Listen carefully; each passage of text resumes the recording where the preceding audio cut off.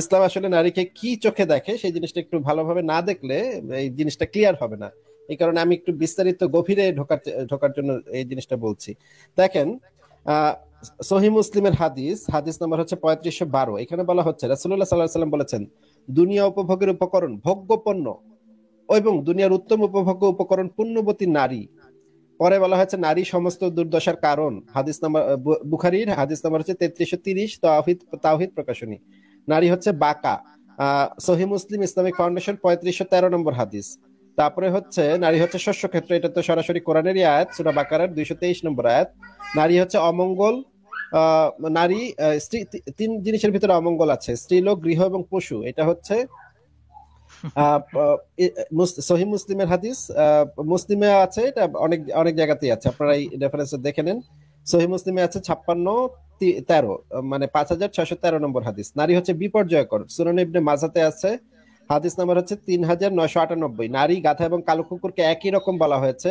গুলুগুলু মারাম গ্রন্থের নাম, সে নিশ্চয়ই আপনারা জানেন এই গ্রন্থটা কি, এবং এই হাদিস গ্রন্থের 231 নম্বর হাদিসে বলা আছে। এরকম অসংখ্য জায়গায় নারীকে আসলে হেয় করা হয়েছে, ছোট করা হয়েছে, এবং একটা ভোগ্য পণ্য, একটা বস্তু, একটা মানে উপভোগ্য বস্তু, সন্তুষ্ট হওয়ার জিনিস, এই জিনিসগুলো বোঝানো হয়েছে মাতো ভাই। আচ্ছা, তাহলে এমডি রুবেল ভাই যে কথাটা বলছেন বারবার যে নারীর জন্য পর্দা আহ আলাদা হিসেবে, এমডি রুবেল ভাই আপনি আপনার বক্তব্যটা আমরা একটু শুনতে চাচ্ছিলাম, একটু বলেন। কতটা হালকা জ্ঞান নিয়ে উনি এই হাদিসগুলো দেখালেন, এটা কোনো কথা স্টুপিডিটির হলো? একটা লেভেল থাকে এমডি হালকা জ্ঞান রুবেল, কেন রে? স্টুপিডিটির একটা লেভেল থাকে। আপনার কাছে কোনো হাদিস নাই, কোরআন নাই, আপনি বলছেন হালকা জ্ঞান নিয়ে বলছে। আপনি একটা হাদিস দেখান বা একটা হাদিস ভুল বলেছে এটা বলেন তো ভাই প্লিজ, আজকে আপনার সাথেই আমাদের আলোচনা হোক। ওনাকে বলেন একটা হাদিসের আরবি আবারত পড়তে বলেন ওনাকে। কেন উনি কি নিজে হাদিস কি নিজে বানিয়েছে? ওনাকে আরবি পড়তে হবে কেন? হাদিস উনি না, বানিয়েছে? একটা হাদিসের আরবি আবারত বলেন। আরবি কেন আপনি পড়তে হবে? হাদিস কি উনি ট্রান্সলেট করে বানিয়েছে? দেখিয়েছেন একটা একটা এমডি ভাষা। রুবেল, বাংলা বুঝেন, বাংলা বুঝেন। আমি জিজ্ঞেস করেছি উনি কি হাদিস বানিয়েছে? আসিফ মহিউদ্দিন কি হাদিস বানিয়ে হাদিস? আসিফ মহিউদ্দিনকে কেন আরবি জানতে হবে? বাংলাটা কি আসিফ মহিউদ্দিন অনুবাদ করেছে? অনুবাদ করেছে ইসলামিক ফাউন্ডেশন। তার মানে আপনি বলতে চাচ্ছেন ইসলামিক ফাউন্ডেশন আরবি জানে না? আপনি আউট অফ কনটেক্সট যাবেন না। আপনি একটা মানে হাদিস এগুলো হচ্ছে পড়লে স্টুপিড, অবশ্যই এটা এটা এগুলো হচ্ছে কনটেক্সটে এমডি থাকতে রুবেল হবে, একটু এটা মিউট কি মিন রাখেন, একটু করতেছে নিজেকে সবকিছু। মিউট রাখেন, এমডি রুবেল একটু নিজেকে মিউট রাখেন। এগুলো হচ্ছে স্টুপিডের মতো কথা, হ্যাঁ।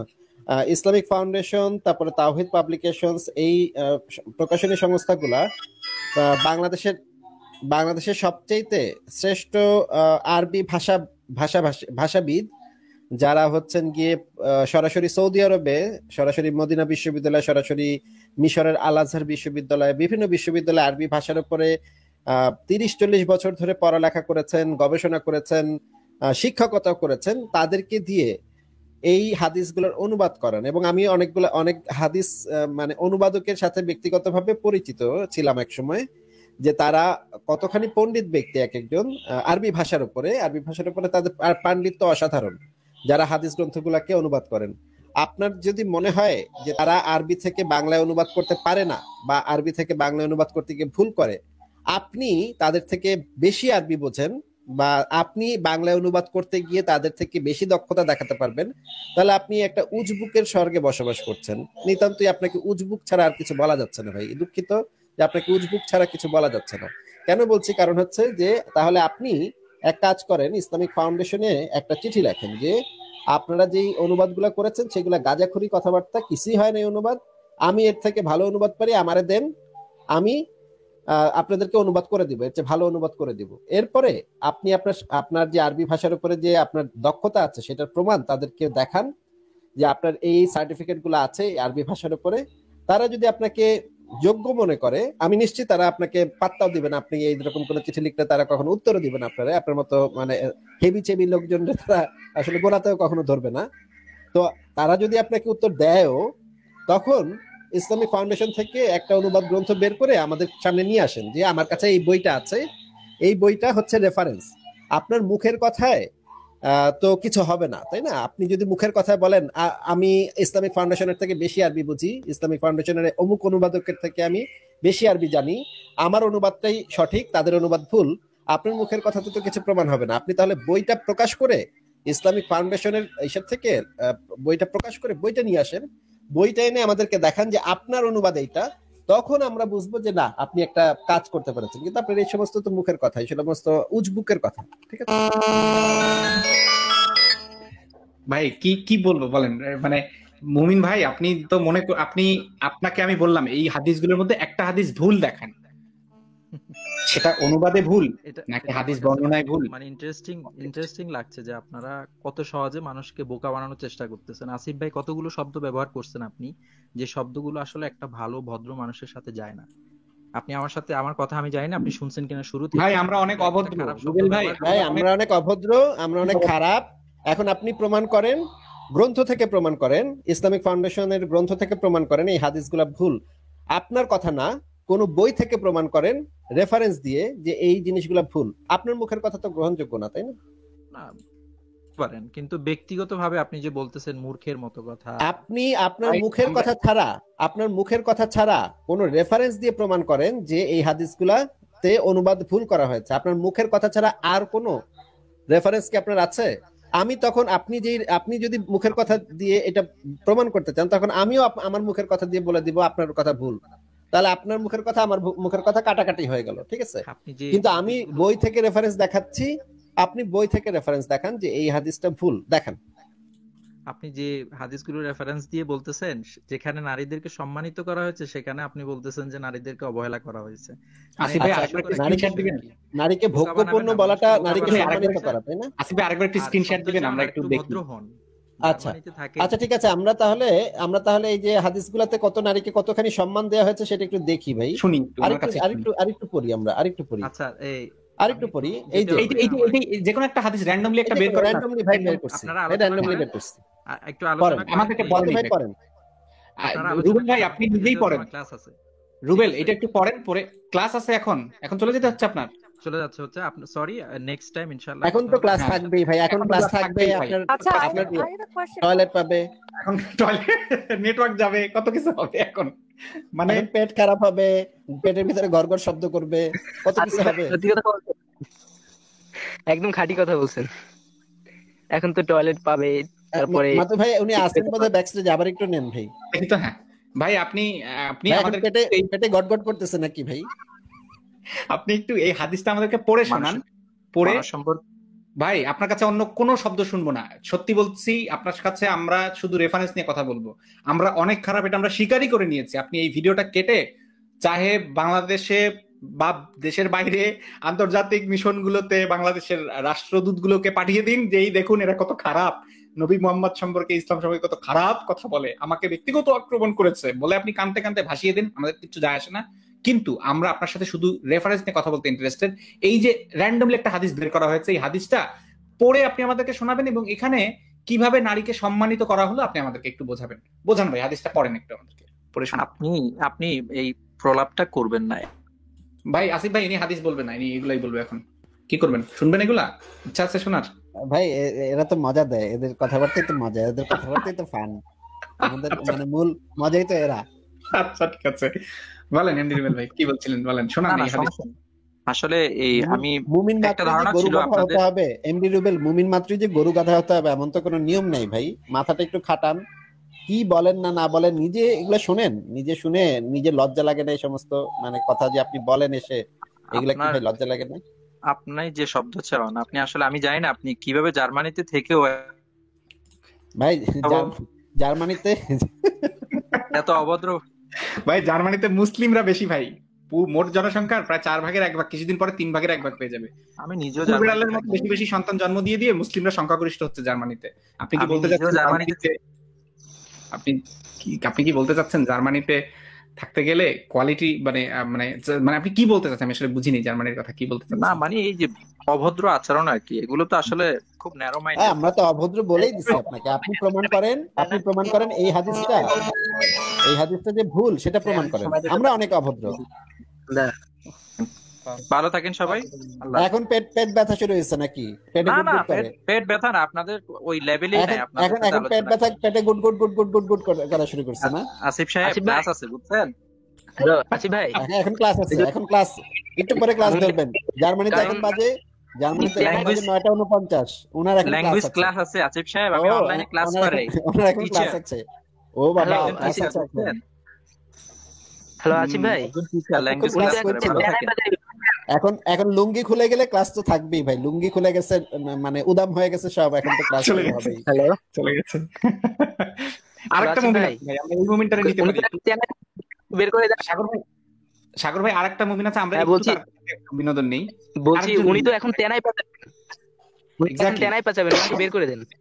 অবশ্যই তো উনি নিজেই চলে তেনাই গেছেন, আমরা ওনার কাছে শুনতে চাচ্ছিলাম একটু, আমরা আরেকজন হ্যাঁ আছে আমরা একটু তার হ্যাঁ, কাছে ওনার শুনবো। এখন আন্ডারওয়্যার আমরা খুলে গেছে, তো এখন তো উনি তেনাই পেঁচাইবেন, বুঝছেন? তো ওনাকে বের করে দেন। আচ্ছা আমরা এখন একটু করি, আমাদের সাথে আরেকটা বিনোদন যুক্ত হয়েছে, এটা এনার নাম হচ্ছে ইবনে সাইদ ভাই।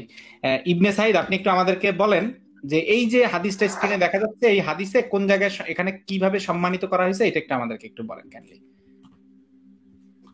হ্যালো, ইবনে সাইদ, আপনি শুনতে পাচ্ছেন? আমি আপনাকে বলেছি এই যে হাদিসটা এখানে দেখানো হচ্ছে, এই হাদিসটাতে কিভাবে সম্মান করা হয়েছে মেয়েদেরকে, সেটা একটু আমাদেরকে বলেন, এক্সপ্লেইন করেন একটু ভাই। আচ্ছা আমি এই যে ওমর রাদিয়াল্লাহু আনহু হাদিসটা নিয়ে কথা বলতে চাইছিলাম, ঠিক আছে? ওমরের পরে আগে আপনি এটাকে কি সম্মান না না দেওয়া না, হয়েছে? আগে ওমর হাদিসটা নিয়ে কথা বলতে হবে, ঠিক আছে? আগে আগে ওমর, না না, ওমর বিষয়টা নিয়ে আগে আগে শেষ করতে হবে, যদি আপনি যদি ওমর নিয়ে আলোচনা করতেছেন। এখন আমাকে আমি প্রশ্ন করি, হ্যাঁ আমি আপনাকে প্রশ্ন করি। বলেন বলেন বলেন। মাশাআল্লাহ। আগে আগে আমি ওমর রাদিয়াল্লাহু আনহু সম্পর্কে আপনাকে প্রশ্ন করি। আচ্ছা ওমর রাদিয়াল্লাহু তাআলা আনহু কি, আগে আমি আপনাকে, না না না না না, আগে আগে আমার এই প্রশ্ন উত্তর দিয়ে দেন। আগে মাশাআল্লাহ। উত্তর দিয়ে দিতে হবে, আমার প্রশ্ন উত্তর দিতে হবে। ওমর রাদিয়াল্লাহু আনহু কোনো কিছু পরশ করতে পারে কিনা? মাশাআল্লাহ, অনেক গভীর। হ্যাঁ, আমার ওমর রাদিয়াল্লাহু আনহু কোনো প্রশ্ন, মাশাআল্লাহ, দিন কত গভীর।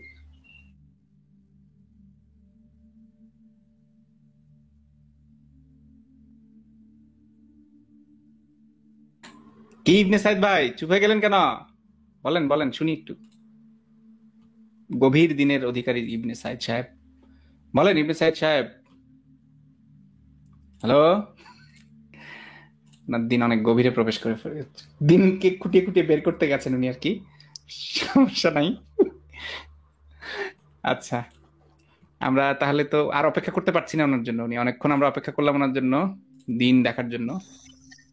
আচ্ছা এনিওয়ে, আমরা একটু তাহলে এই ভাইয়ের কাছে চলে যাই। সাগর ভাই, আপনার ওই বন্ধুটি কি এখনো আছে নাকি উনি হ্যাঁ চলে গেছেন?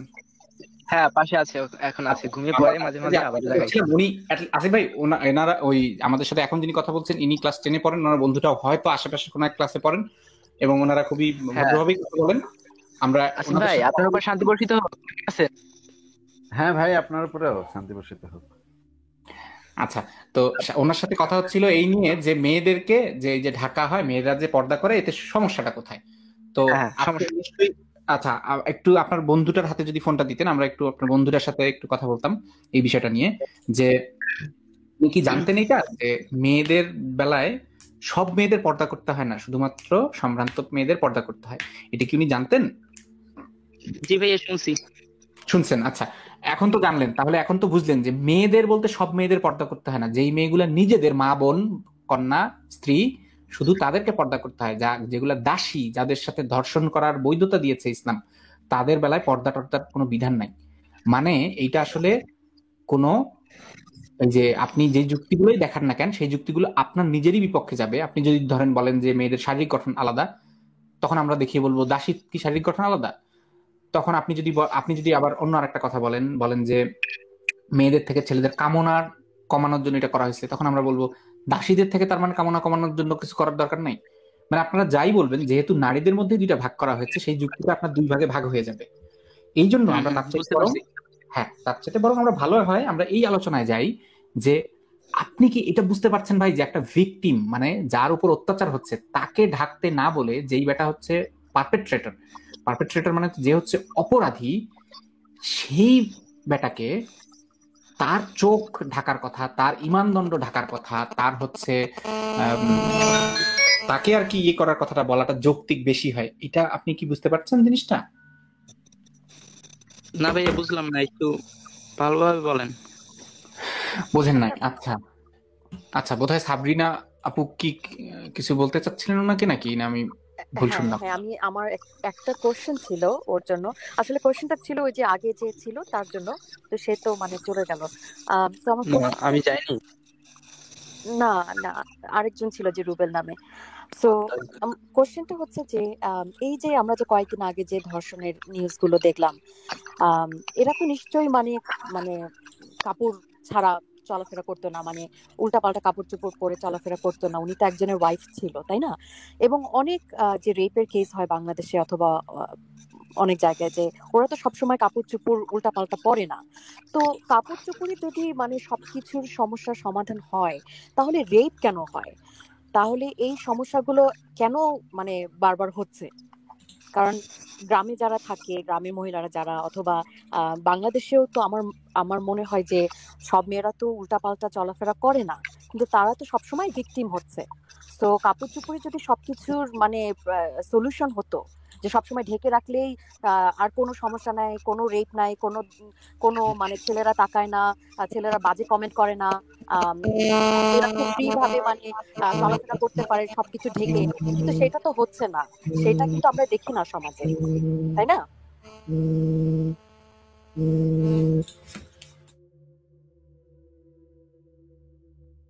জি, আচ্ছা সাবিনা আপু, তাহলে আমরা ওনার সাথে কথা বলি। আপনি আরো কিছু বলতেন? না না, আমার এটাই বলার ছিল যে আমি যেটা সবসময় শুনি যে আহ, বেশিরভাগ মানুষ এসে যেটা বলে যে মেয়েদেরকে সবসময় পর্দা করা পর্দা করা, কিন্তু আমি যেটা দেখি যে পর্দা করেও তো কোনো কিছু সলিউশন হচ্ছে না। অনেক মেয়েরা পর্দা করেও তো মানে অনেক কিছুর ভিকটিম হচ্ছে। তো পর্দা করে কি কি অ্যাচিভ করছে, তাই না? এটাই আমার কোশ্চেন ছিল ওনার কাছে। আচ্ছা, থ্যাংক ইউ সো মাচ। আচ্ছা, ঠিক আছে সাবিনা, আপনাকে অনেক ধন্যবাদ যুক্ত হওয়ার জন্য। ভালো থাকবেন। আমরা একটু নাকি একটা কিছু বিজ্ঞাপন দেখাবো এখন, তাই আপনি না থাকলেই বোধহয় আরো ভালো হবে, আমাদের জন্য অন্তত সুবিধা হবে। কারণ আপনি বিব্রত বোধ করতে পারেন। আমরা একটু ওনাকে বিজ্ঞাপন দেখাবো। বিজ্ঞাপন হচ্ছে বিজ্ঞাপনেরই একটা অংশ, কিন্তু এটা একটু ইসলামী, তো এই কারণে এটাকে বিজ্ঞাপন বলা হয়। এনিওয়ে, বেপর্দা নারীকে দেখা মাত্র ইমানদণ্ড সেজদা হতে দাঁড়িয়ে যাচ্ছে। মুমিন ভাইদের শয়তানের ষড়যন্ত্র হতে রক্ষার জন্য বাজারে এলো ম্যান গার্ড। ইমান গার্ড। এখন এইটার মধ্যে দেখেন, এই জিনিসটা দেখে হয়তো বুঝতে পারছেন যে এটা হচ্ছে কি, তালা চাবির সিস্টেম। কোথায়? মুমিন ভাইদের ইমান দণ্ডে লাগানোর জন্য, যাতে সেটা যখন তখন দাঁড়িয়ে যেতে না পারে, যাতে সেটা কি হয়, বাধাপ্রাপ্ত হয়, যাতে সেটা জায়গা মানে একটা শেপে থাকে। এই যে বেগানা নারীকে দেখলেও কোনো সমস্যা হয় না ইমান গার্ড থাকলে। তো এইরকম ইমান গার্ডের ব্যবস্থা না করে, মানে যেই যার দাঁড়িয়ে যাচ্ছে, যার সমস্যা, যে সমস্যা করছে তার জন্য কোনো ব্যবধান না করে নারীকে পর্দা করতে বলা, এটা কতটুকু যৌক্তিক? এটা ওই যে আপনার সেই বন্ধু বোধহয় শান্ত ভাই, আপনি যদি বলতেন হ্যাঁ, আমাদের। কি করবো ভাই, বল। হ্যাঁ ভাইয়া। আচ্ছা ঠিক আছে, আপনি কিছু বলতে হবে না, সমস্যা নেই, আমরা বুঝতে পেরেছি, ঠিক আছে। না আচ্ছা, বলেন। না না ঠিক আছে, আপনি আরো কোনো প্রশ্ন ছিল আপনার অন্য কিছু নিয়ে? না ভাই, ওইটাই যে নারীদের আর কি, এই হলো মূলত সমস্যা পর্দা করলে। পর্দা করলে তো কোনো সমস্যা আমরা বলিনি এই পর্যন্ত একটাও, ও, এখনো বলিনি। কিন্তু আসিফ ভাই এই ওনার জানতে চাইতেছিলাম ছিল যে, হচ্ছে, হ্যাঁ হ্যাঁ বলেন, হ্যাঁ বলেন বলেন। না আর কি পর্দা করলে সমস্যাটা কোথায়? মানে আমার এই যে ফ্রেন্ড, ও আর কি মানে পর্দা করা মেয়েদের দেখতে পারে না। হ্যাঁ, মাতুব্বর আজাদ অভিজিৎ ভাই, হ্যালো। জি জি, আমি দেখতে পারি না এই কারণে, কারণটা হলো যে একটা মানে আমি সবাইকে মোটামুটি বোনের চোখে মায়ের চোখে দেখি, কিন্তু একটা মেয়ে যখন আমার সামনে মানে পর্দা পরে, আমার চাচাতো বোন, সাপোজ আমার চাচাতো বোন যদি আমার সামনে পর্দা পরে, হাত মোজা পরে, পা মোজা পরে, চোখে চশমা দিয়ে আসে, তখন আমার নিজের কাছে নিজের একটা খারাপ অনুভূতি হয় যে আমি কি ধর্ষক, বা আমি কি একটা খারাপ ছেলে, আমি কি এতই নিম্ন বাজে বাজে যে ওর উপর আমি ঝাঁপিয়ে পড়বো। এই ধরনের নিজেকে নিজের আর কি অনুভূতিতে লাগে, মানে এই মোমেনদের ভাষায় অনুভূতি, খুবই আমাদের ভাষায় চমৎকার, নুনুভূতি লাগে। আমার খুবই শোনেন ভাই, চমৎকার আমার বলেছেন। হ্যাঁ বলেন।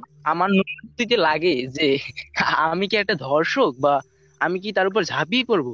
এই কারণেই আমি আমি আর ওই মেয়েগুলোকে দেখতে পারি না। আর কারণ, আর তাছাড়া যে মেয়েগুলা খুব ভালো, মন মানসিকতার দিক থেকে অনেক মানে বেস্ট, সেই মেয়েগুলোই মানে ভালো মতন চলাফেরা, পর্দা ছাড়া চলাফেরা করে। আর যে যে মেয়েগুলা বাজে, যে মেয়েগুলা মানে মানে খুব খারাপ টাইপের, ওইগুলোই মানে পর্দা করে। এটাই দেখা যায়। এটা আর অবশ্য বেশিরভাগ তাছাড়া সবসময় নাও হতে পারে, হ্যাঁ, এমনও হতে পারে অনেক ভালো মেয়েকেও। অনেক সময় নাও হতে পারে, অনেক সময় নাও হতে পারে, কিন্তু আমার কাছে নিজের কাছে নিজে খারাপ লাগে ওই ব্যাপারটা, যে আমার আত্মসম্মান বোধে লাগে নিজের খুবই যে চমৎকার। মানে। আচ্ছা, আমরা একটু আসিফ ভাইয়ের হ্যাঁ, কাছে এই ব্যাপারটা শুনি। কারণ আপনার ওকে। সাথে আমি পুরোপুরি একমত। আমার নিজেরও খুবই আত্মসম্মান বোধে লাগে যখন আমি দেখি কেউ আমার সামনে নিজেকে ঢাকছে, ভাবছে আমি একটা বোধহয়। এটা আমি দেখতে পাই না, দেখতে পাই না। হ্যাঁ, আর আমি বুঝতে তাছাড়া পেরেছি। ভাই আমার একটা আসিফ কথা ভাইয়ের ছিল কথাটা যে শোনেন। সাপোজ, শোনেন ভাই, আমি আরেকটু কথা বলি। আমার যে চাচাতো বোনটা, ওটা তো মানে মোজা পরে, হাত মোজা পরে, পা মোজা পরে, সবকিছুই পরে, হিজাব পরে, চোখে চশমা পরে। ওর যে মানে শারীরিক একটা মানে ক্ষতি হইতেছে, মানে ভিটামিন ডি এর অভাব যে ওর শরীরে হইতেছে, মানে সেটা তো বুঝতেছে না মুভমেন্টরা।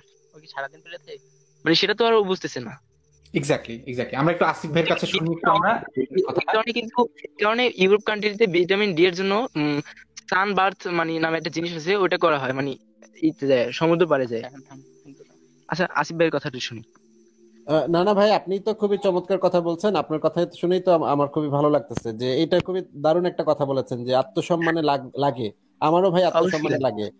যেমন ধরেন কোনো বাসে উঠলে, আগে যখন ঢাকায় থাকতাম, যখন বাসে উঠতাম, তখন যদি দেখি যে আমাকে দেখে কোনো মেয়ে জড়সড় হয়ে যাচ্ছে বা ওড়না ঠিক করতেছে বা শাড়ি ঠিক করতেছে, হ্যাঁ, হ্যাঁ, তখন আমি কিন্তু তাকাই নেই, আমি কিন্তু তার কোনো শরীরের কোনো এমন কোনো জায়গায় তাকাই নেই। হ্যাঁ, কিন্তু আমি হুম, ছেলে মানুষ, আমাকে দেখি সে বারবার আমার দিকে ভয় ভয় পেয়ে তাকাচ্ছে আর বারবার তার ওড়নাটা ঠিক করতেছে, তার এই যে মানে আঁচলটা ঠিক করতেছে, বুকের উপরে দিচ্ছে, এমন একটা ভাব যে আমি তার বুকের দিকে হাত করে তাকায় আছি, তা কিন্তু আমি তাকাই নেই। হ্যাঁ, মানে আমি ছেলে মানুষ, তার মানেই হচ্ছে কি আমি তার মানে ওই দিকেই তাকাবো, এমন একটা ভাব। তো হ্যাঁ। এটা তো আমার ভাই, আচ্ছা, আমার তো খুবই আত্মসম্মানে লাগে এটা, যে আমাকে আমি মানে আমি তো তাকাই নেই তোমার দিকে, তুমি কেন হ্যাঁ, আসিফ বারবার ভাইয়া, এটা ঠিক জি, করতেছো? মানে এটা ঠিক করার কারণটা কি? কারণটা হচ্ছে সে ভাবতেছে, সেই মেয়েটা ভাবতেছে যে যেহেতু এটা ছেলে বেটা মানুষ, সেহেতু ওই দিকে হ্যাঁ, তাকাবে, হা ওর করে নজর তাকায় খারাপ, থাকে, নজর খারাপ হবেই। হ্যাঁ, এখন আমার তো নজর খারাপ না, আমি তো ওই দিকে খারাপ না। তাকাই নেই। এখন সে আমাকে দেখে যখন এই কাজটা করবে, তখন তো আমার খুবই খারাপ লাগবে। হ্যাঁ, তারপরে আবার ধরেন আপনি কোনো জায়গায় বেড়াতে গেছেন, ধরেন একটা মেয়ের সাথে দেখা হয়েছে, মেয়েটা যদি এসে প্রথমেই আপনাকে বলে ভাইয়া তুমি আমার বুকে হাত দিও না, তুমি আমার বুকে হাত দিও না, কি আশ্চর্য, আমি তোমার বুকে কেন হাত দিব ভাই? মানে আপা, তোমার বুকে আমি, আপনার বুকে আমি হাতই দিব কেন?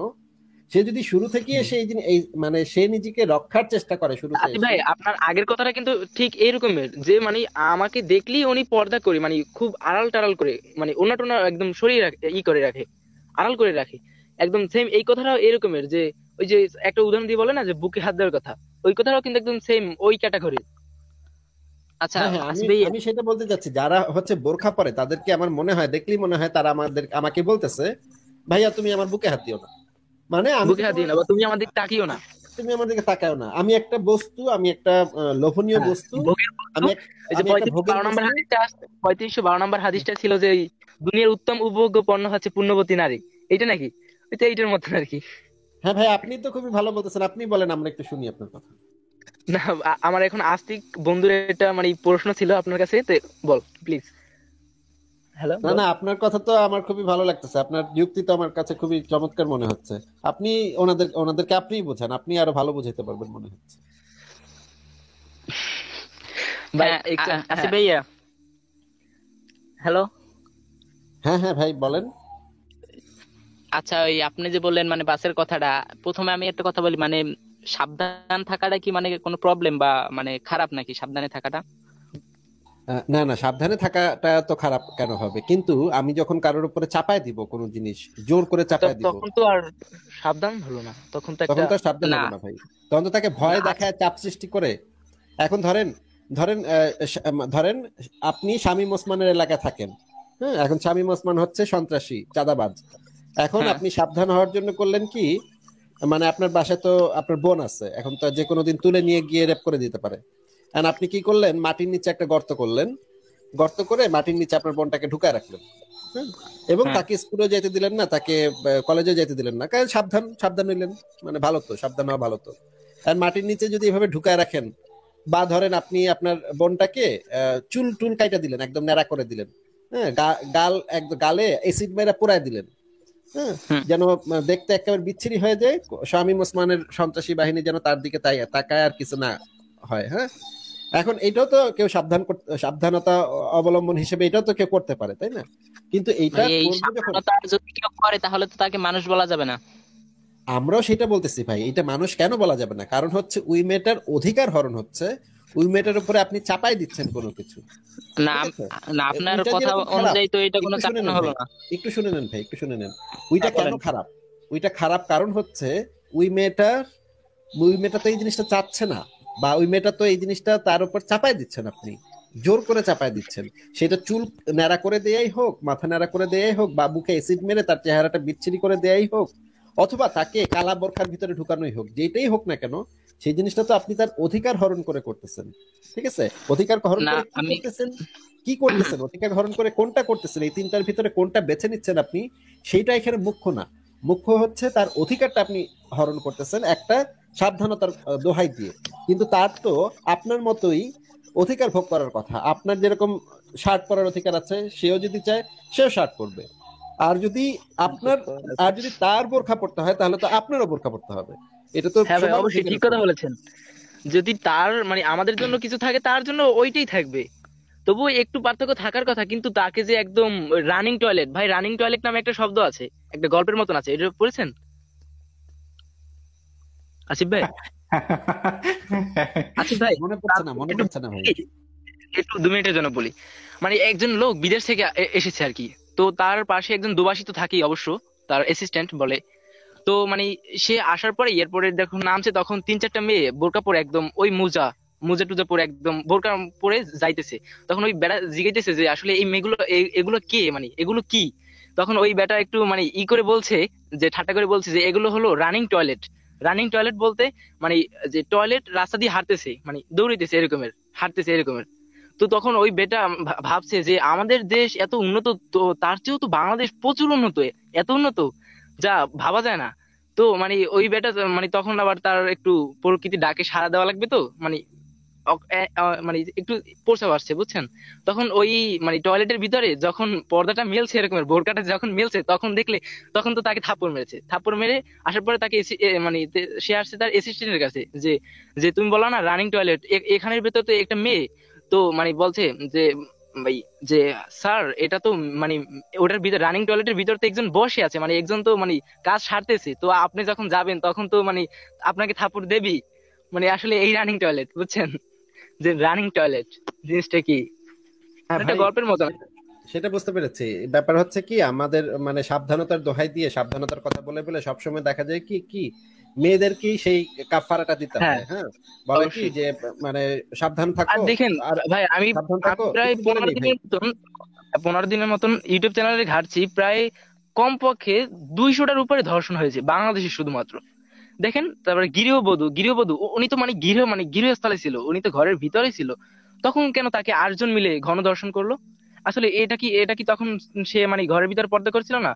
মানে তখনও সে ঘরের ভিতরে ছিল, ঘরের ভিতর যখন এগুলো হতে পারে তখন তো আর কি বলার বলেন, আর হ্যাঁ কি সেটাই, বলতে। যে সবসময় কাফারাটা আসলে মেয়েদেরকেই দিতে হয়। প্রথমে বলা হবে যে সাবধানতা হিসেবে বাসাতেই থাকো, মানে স্কুলে যাওয়া লাগবে না, পড়ালেখা করা লাগবে না, বাইরে গেলে সমস্যা হয়, এলাকার আর ছেলে পেলে আর খারাপ হ্যাঁ, কথা আর বলবে। একটা কথা, যে মুমিনরা কখনো ভাবে না যে মানে তাদের যুক্তি অনুসারে লজিকটা ভাবে না।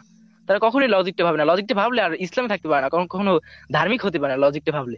যেমন ওই যে মানে বাম পাজর থেকে তার স্ত্রীকে বানানো হয় যে কোনো মানে পুরুষের, নাকি আমি যদি একটা বিয়ে করি তাহলে আমার বাম পাজর থেকে তো নবী তো আমার নবী মানে প্রিয় নবী, কত না নবী, যাই হোক।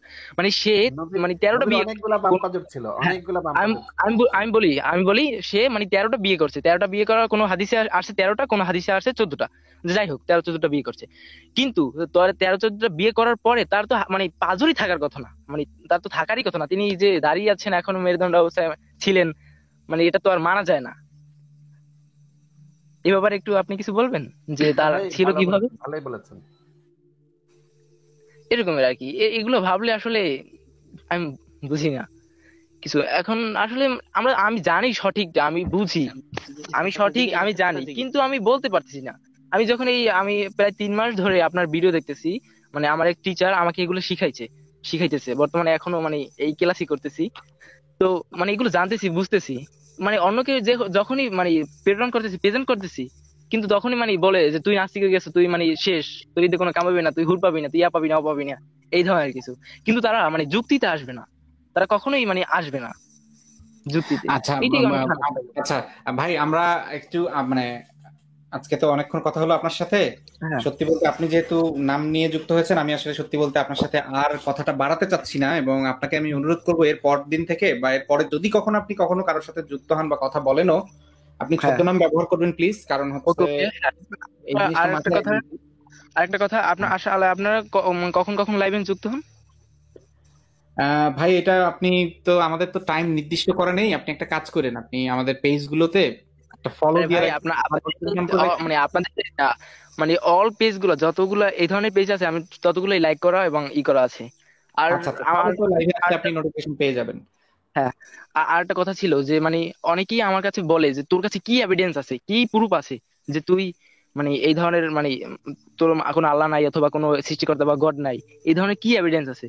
সো আমার কাইন্ডলি যদি আপনি একটু বলে দিতেন যে আমি কোথায় না এগুলো এটা পাবো আসলে যদি। বলে, না না, এই বিষয়টা আসলে বলে বোঝানোর মতো বিষয় না, কারণ এই জিনিসটা আসলে বসে বলে বলে কাউকে বুঝাইলে সেই বোঝানোটা আসলে হয়ও না, কাজে হয় না না। ভালো হয় আপনারা না, এই কোথায় পাবো বিষয়ে এগুলা, কোথায় লেখা পাবো? আছে। হ্যাঁ, সংশয়.ইনফোতে এই বিষয়ে কিছু লেখা আছে, সেই বিষয়ে সেইখানে আপনি পাবেন ঈশ্বর হাইপোথিসিস নামের লেখা পাবেন। সেখানে আপনি পাবেন ঈশ্বরের অস্তিত্বের কি ধরনের প্রমাণ হ্যাঁ, আমরা চাই, এই ধরনের লেখাগুলো পাবেন। প্রায় ঢুকি টার্বো ভিপিএন দিয়ে, কারণ বাংলাদেশ তো সাইটে ব্যান করে দিয়েছে, তার জন্য টার্বো ভিপিএন ব্যবহার করতে হয়। আচ্ছা ঠিক আছে, আপনারা চাইলে আরো ভালো অন্য ভিপিএন ব্যবহার করতে পারেন, যে কোনো ভিপিএন দিয়ে আপনি আসলে ঢুকতে পারবেন। তো আপনি তাহলে সেই লেখাগুলো একটু পড়েন, আরো আপনার বন্ধু সহ পড়েন। আর আপনাদেরকে আবারও হ্যাঁ অনুরোধ করছি, আপনারা এই আলোচনাগুলো প্লিজ মানে পাবলিকলি করেন না, আপনারা এমনি করেন, হুজুরের সাথে করতে পারেন কিন্তু পাবলিকলি না, হ্যাঁ ব্যক্তিগতভাবে হ্যাঁ, করুন। শুনেন, হ্যাঁ ব্যক্তিগতভাবেই করা উচিত, কারণ যে পার্সোনাল মানে পাবলিক লেভেলে করা উচিত না, তাহলে আমাদের মানে কলার দাম ধরবে। এই একটা কথা আছে না, কলার দাম কত, এই ধরনের আর কি। এক্স্যাক্টলি, তো আপনি তো সবই জানেন। তাহলে তাহলে ভাই আপনার যে আর আপনার হ্যাঁ সাথে আজকে আর কথা না বাড়াই, কি তো বলেন আসিফ ভাই, তাই না? আচ্ছা, হ্যাঁ তো হ্যাঁ আর ভাই, একটা ওনারা একটু লাস্ট। আসল আসল নাম দিয়ে ঢুকেছে, এটা তো আমি আসলে বুঝতেই পারিনি, আমি তো এটা জানতাম না, তাহলে তো আর কথাই বলতাম না। সেটাই সেটাই।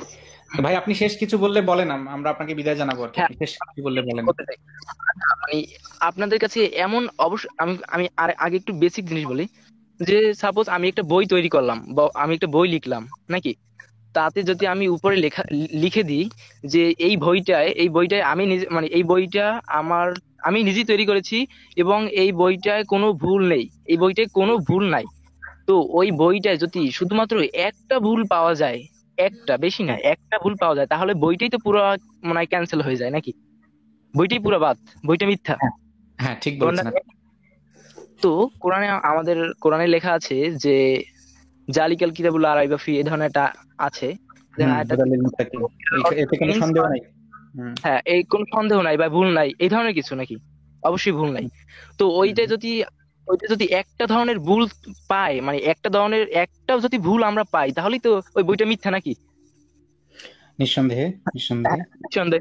তো কেন মুমিনটা বুঝতেছি না যে এতগুলো ভুল, যেমন প্রথম ভুল আছে যে সূর্য চারদিকে করে না পৃথিবী চারদিকে করে, এই দ্বিতীয় আছে পৃথিবী সমতল না পৃথিবী গোলাকার, এই তৃতীয় ভুল আছে মানে যে মানে আমাদের যে শুক্রাণু গুলা, মানে তো আপনি বুঝতে পারছেন যে সিমেন্ট মানে যেগুলো বলা হয় ওগুলা কোথা থেকে বের হয়, মানে কোথায় জমা হয়, মানে কোথা কোথা থেকে মানে বের হয়, স্পার্মটা মেরুদণ্ড কোথা এবং থেকে বের হয়? বক্ষপথের মাঝখানে। হ্যাঁ, মেরুদণ্ড থেকে। তো তো ওইটা মানে এটা তো মানে এটা ছোট বাচ্চাও জানবে যে মানে 7-8 বছরের 10 বছরের, তো সেও তো জানবে যে মানে আসলে এটা কোথা থেকে বের হয়, শুক্রাশয় থেকে বের হয়, এটা তো জানবে তারাও। কিন্তু এটাও তো একটা ভুল।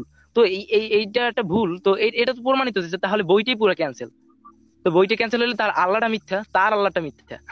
বাকি কিন্তু 4043টা আল্লাহ আছে, তার আল্লাহটা মিথ্যা। এই ধরনের মানে এরকম করতে করতে তো প্রতিটা আল্লাহ মিথ্যা হয়ে যায়। কিন্তু এগুলো কেন বুঝতেছে না যে যে তারা, যাই হোক আর কি বলবো। এটা আরো সময় নিন, আরো সময় নিলে আপনি বুঝতে পারবেন যে মানুষ কেন আসলে এত সহজে এই জিনিসগুলো হ্যাঁ বুঝতে আমি পারে না। জানি, Anyway, আমি শুনেন আরেকটা কথা বলি, আমি নিজে একটা মানে ইমামের সাথে থাকি, মানে আমার আম্মু এবং আব্বু প্রবাসী, এবং আমি তার ইমামের সাথে, আমার চাচা ইমাম, তার সাথে থাকি। তো তার কাছে আমি জিজ্ঞেস করছি আপনারা এগুলো কেন বুঝেন না?